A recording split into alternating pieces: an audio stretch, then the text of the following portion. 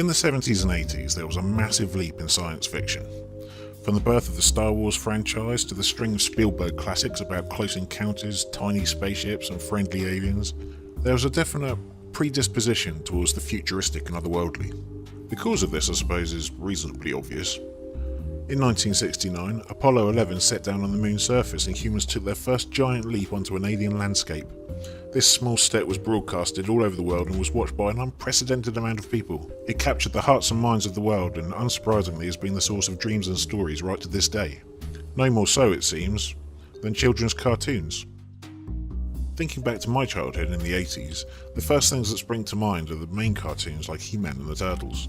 But after that, images of giant robots and laser blasters started to manifest, robotic horses and mechanical plant hybrids, holographic chest plates and armoured suits with attachable weaponry. It seems that as children of the 80s, we were bombarded by it. There was the distant planet of New Texas that was bravely defended from the evil Tex Hex by the heroic Marshal Bravestar, who seemed to be an evolution of a Native American Indian endowed with magical powers of animals to assist in his crime fighting.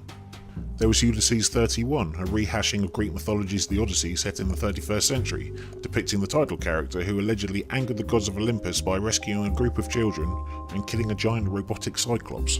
And of course the Thundercats, which probably had one of the more complex backstories of those that I've mentioned, but basically involved a group of Thunderan refugees led by the fearless humanoid feline Lion-O, who must defend the Sword of Omens from their enemies, the marauding mutants, the Plundar.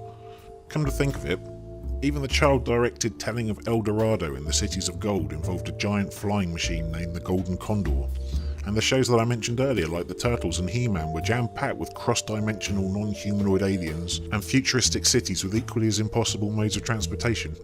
There are, of course, many more examples that I haven't mentioned, but if I was to list every example of science fiction in the 80s, I wouldn't have time to watch any of the fantastic TV and movies that have since been made by those that were inspired by this onslaught.